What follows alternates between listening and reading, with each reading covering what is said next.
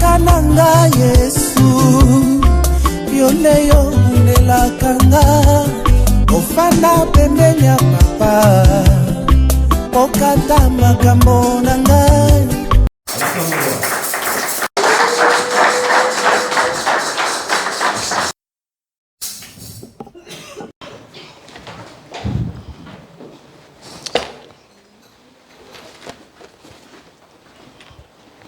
Shalom l'église. Nous allons chanter ensemble ces cantiques. Hosanna, Hosanna, l'agneau immolé. Hosanna, oui, Hosanna. Jésus mort et ressuscité. Chantons ensemble. Hosanna, Hosanna, à l'agneau immolé. Hosanna, oui, Hosanna. Jésus mort et ressuscité. Tendre Père, nous te bénissons. Merci pour ces grands jours que tu nous as encore réunis, Seigneur, pour t'écouter. Selon que tu as dit, Seigneur, lorsque tu nous rassembles, lorsque tu fais en sorte qu'on puisse se réunir, Seigneur, c'est pour nous rendre meilleurs, Seigneur. Merci, Seigneur, pour ta parole, Seigneur, qui nous juge aujourd'hui, Seigneur, afin que nous ne soyons pas jugés avec les impies, Seigneur. Selon que tu as dit, Seigneur, que le jugement de Dieu doit commencer dans la maison de Dieu, Seigneur. Merci pour ta parole aujourd'hui qui nous juge, non point pour nous condamner, mais pour nous justifier. Assiste-nous du début jusqu'à la fin, Seigneur Dieu de gloire. Ouvre l'entendement de mon frère, ouvre l'entendement de ma sœur, Seigneur Dieu de gloire. Illumine les yeux de nos cœurs, Seigneur. Parle-nous et donne à nos cœurs de croire. Car tu as dit que l'œil qui voit et l'oreille qui entend, c'est toi qui les as fait l'un et l'autre. Sois glorifié en toutes choses, Jésus. En ton nom, nous avons ainsi prié. Amen. Amen. Alors, nous pouvons saluer notre voisine, notre voisin, le frère et sœur qui est à côté de toi. Et tu peux aussi lui dire que Jésus-Christ est vivant. Salut ton frère, salut ta sœur. Dis-lui que Jésus-Christ est vivant.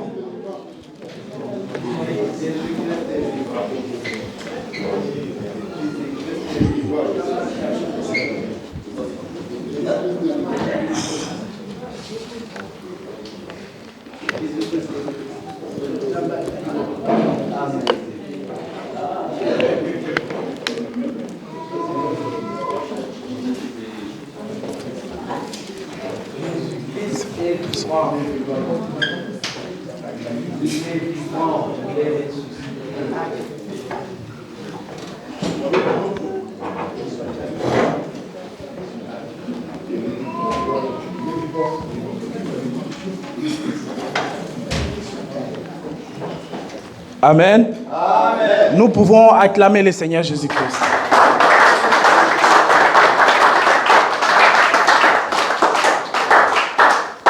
Que le Seigneur Jésus-Christ soit loué. Amen. Et comme nous savons que notre thème d'aujourd'hui, c'est tiré de Job, chapitre 14, le verset 7, où il est dit qu'un arbre a de l'espérance.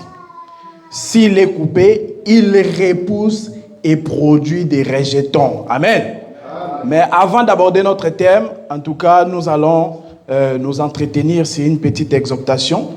Dans Matthieu chapitre 14, le verset 12. Le frère Bayama, s'il est prêt, il peut nous aider. Matthieu chapitre 24, le verset 12. Matthieu 24, verset 12. Oui.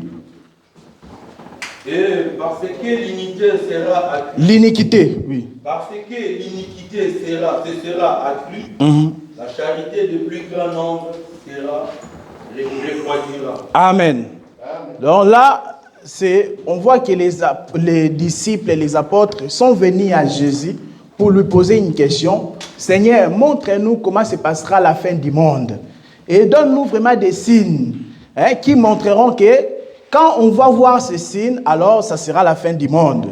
Et Jésus-Christ va leur dire que, sachez que l'un des signes du temps de la fin, ou l'un des signes de la fin du monde, c'est que l'iniquité sera accrue.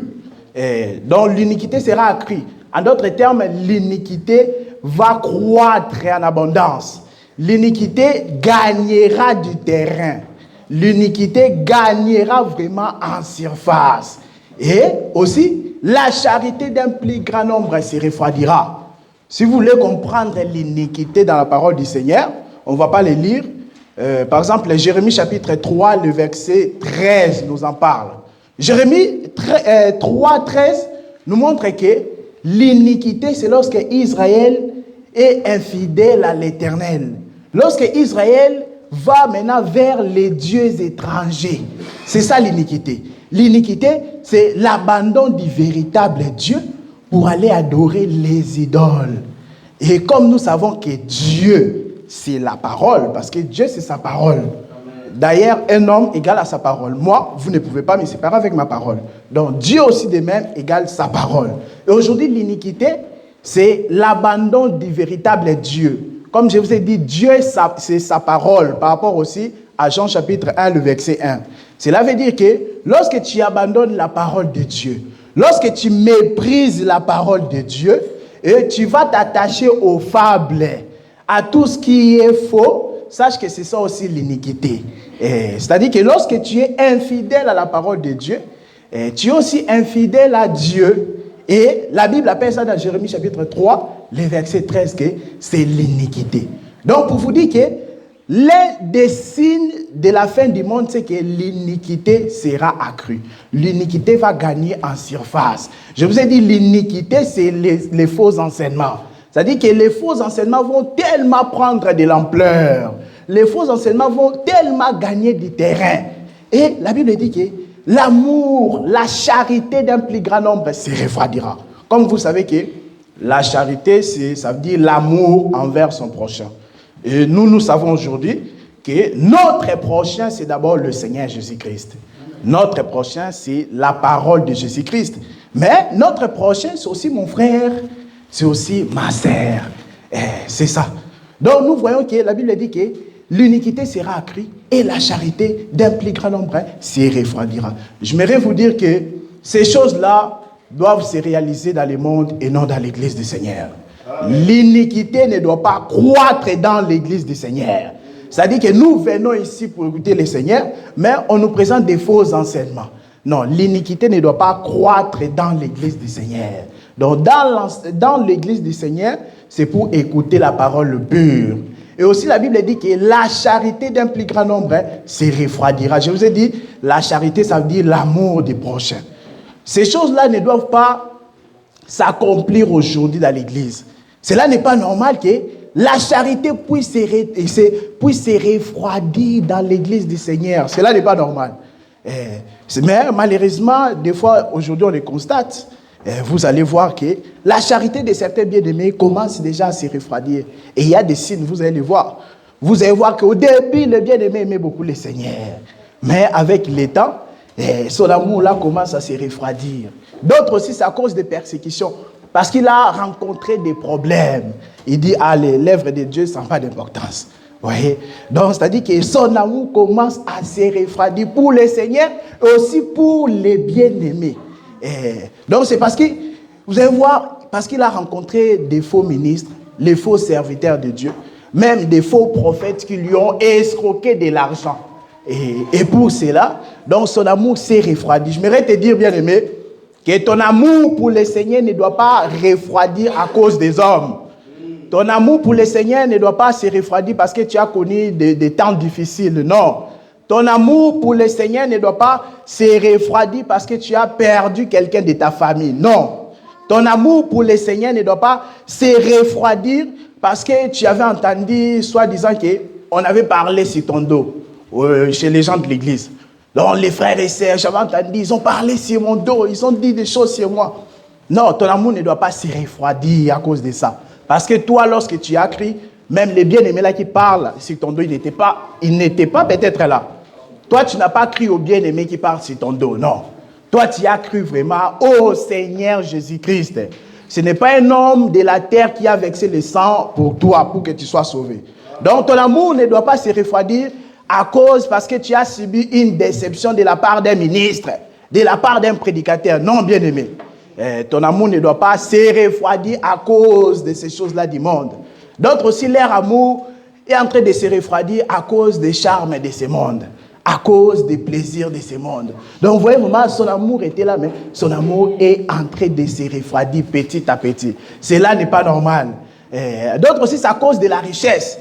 C'est parce que maintenant, il a beaucoup d'argent, maintenant, son amour pour le Seigneur s'est refroidi. Il n'a plus le temps pour le Seigneur. C'est-à-dire, il a eu un bon travail.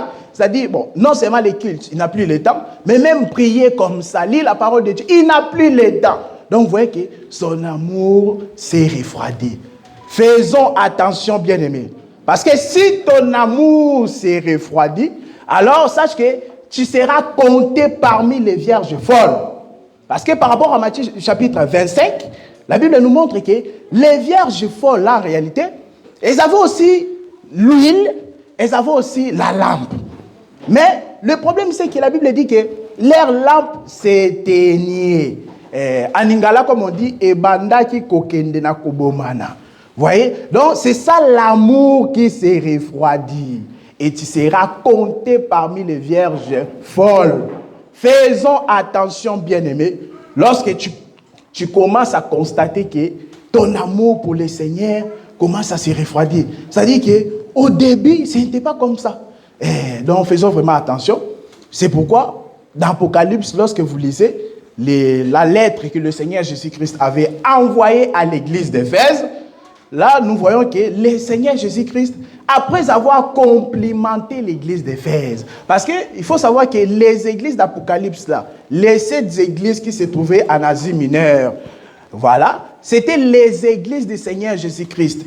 Quand bien même le Seigneur Jésus-Christ leur faisait des reproches, mais n'oubliez pas, c'était les églises du Seigneur Jésus-Christ. Parce que vous allez déjà voir au début de la lettre, Jésus dit toujours que la paix et la grâce vous soient données. Donc, dans toutes les églises là de l'Asie mineure, la paix et la grâce étaient leur données de la part du Seigneur Jésus-Christ. Pour dire que c'était l'église vraiment, c'était les églises du Seigneur Jésus-Christ. Mais seulement, le Seigneur Jésus-Christ complimente l'église d'Éphèse. Il dit, je connais ton amour, je connais ta persévérance. Je sais que tu as fait des débats avec des faux ministres. Et tu as démontré que ceux qui se disaient apôtres, ils ne le sont pas en réalité. Il dit, mais ce que j'ai contre toi, ô église d'Éphèse, c'est que tu as abandonné ton premier amour. Faisons attention, des fois les gens ne comprennent pas le premier amour. Quand Dieu parle du premier amour, il parle de quoi réellement? Permettez-moi, je vais donner un exemple. Par exemple, le frère Serge, lorsqu'il a cru, c'était ça, souvent qu'on appelle le premier amour. C'est-à-dire que lorsqu'il a accepté l'enseignement, c'était ça le premier amour. Mais par exemple, le frère Paty aussi, lorsqu'il a cru, donc c'était aussi son premier amour. Mais maintenant, lorsque le Seigneur nous exhorte à retourner au premier amour, est-ce qu'il parle du frère X ou du frère Y? C'est quoi le premier amour idéal selon Dieu? Vous allez voir que quand le Seigneur, Dieu nous dit de retourner à notre premier amour, en réalité, ce n'est pas vraiment l'amour que j'avais au début de ma foi. Parce que même l'amour là n'était pas encore vraiment à la perfection. Voilà pourquoi le ministère est en train de travailler pour nous ramener à la perfection. Voilà. Donc si ton amour était déjà parfait lorsque tu as crié, le Seigneur t'allait t'enlever. Donc, pour dire que le premier amour, en réalité, c'est l'amour du commencement. Et l'amour du commencement, c'est l'amour qu'on a vu à l'église primitive. L'église de Jérusalem. La première église que Jésus-Christ avait laissée sur la terre. C'est ça qu'on a trouvé vraiment le premier amour. Le premier amour, ça veut dire l'amour du commencement. Et nous avons vu l'église primitive, là, l'église de Jérusalem, vivre vraiment dans l'amour. La Bible dit que ceux qui travaillaient, ils venaient avec l'argent, ils mangeaient tous ensemble, afin qu'ils ne puissent pas avoir des indigents. Donc, vraiment, l'amour régnait. Et si vous voulez comprendre cet amour-là qui régnait à l'église du commencement, l'église primitive, vous allez le voir par exemple dans Actes. On va lire ça. Actes chapitre 2, verset 42. Actes chapitre 2, verset 42. Actes chapitre 2, verset 42. Oui. Il persévérait dans l'enseignement des apôtres, Oui. dans la communion fraternelle, Oui. dans la fraction du pain et dans les prières. Amen. Suivons attentivement. La Bible dit que les premiers chrétiens, là, leur amour, là, c'est maintenant résumé dans Actes chapitre 2, le verset 42.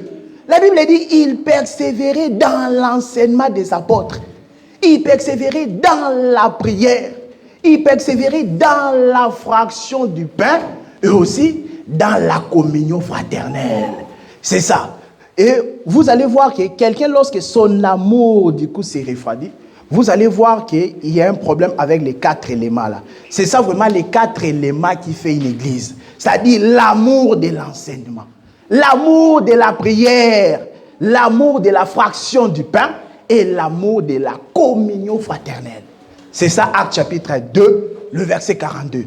Donc, c'est-à-dire que parmi nous ici, dans notre église aussi, nous devons aussi voir l'amour de l'enseignement. Donc, l'amour de l'enseignement doit être à nous. Donc, ce n'est pas normal quand on commence à enseigner et tu commences à somnoler.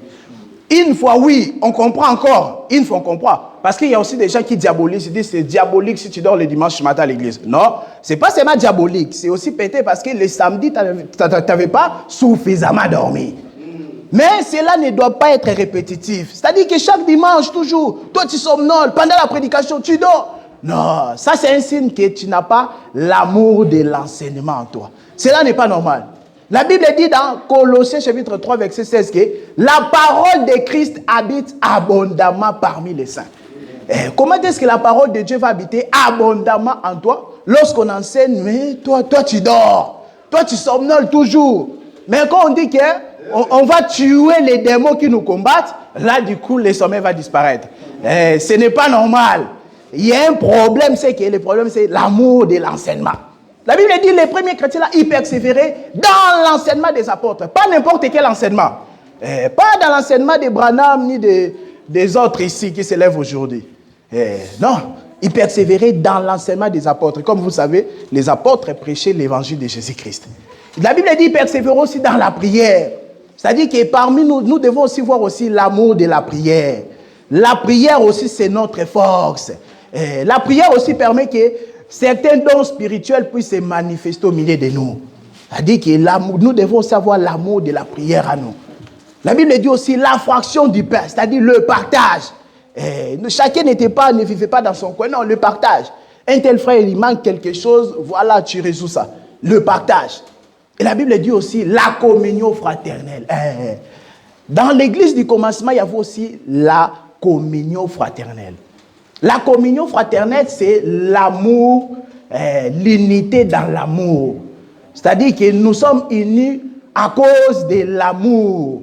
Nous ne sommes pas unis pour des médisances, des songi, de parler sur le dos des bien-aimés. Non, ce n'est pas ça la communion fraternelle. Parce qu'il y en a aussi, ils sont unis, ils appellent ça la communion fraternelle, mais pour détruire les autres bien-aimés. Non, ce n'est pas ça la communion fraternelle. La communion fraternelle, c'est l'unité dans l'amour. C'est-à-dire que je vais chez mon frère, je n'ai pas peur de manger. Parce qu'aujourd'hui, dans certaines églises, c'est ça. C'est-à-dire qu'il a peur de manger chez son frère parce que, soi-disant, on va l'empoisonner. Et puis vous disiez que vous servez Jésus-Christ. Cela n'est pas normal. Vous allez voir même dans les réunions des serviteurs de Dieu, il boit dans une bouteille. Il se déplace, on l'appelle. Quand il revient, il ne peut plus continuer. Parce que ses collègues étaient restés là et il n'a pas confiance en ses collègues. Il se dit peut-être qu'ils m'ont mis quelque chose dans la bouteille de l'eau ou de jus. Donc cela n'est pas normal. Et quand on dit qu'on sert Jésus-Christ, quand on dit on prie Jésus-Christ le Dieu véritable, donc l'amour de la communion fraternelle. Et la vraie communion fraternelle doit régner parmi nous. Amen. Amen. Voilà, c'était juste une petite exhortation pour nous exhorter concernant l'amour du commencement. Parce que comme on a lu le premier écriture de Matthieu chapitre 24, verset 12, la Bible dit que vers la fin du monde, la charité ou l'amour d'un plus grand nombre se refroidira. Et dans l'église du Seigneur Jésus-Christ, l'amour ne doit pas se refroidir. Amen. Amen. Voilà, à présent... naza komata ngai, naza komata ngai, nga naza komata.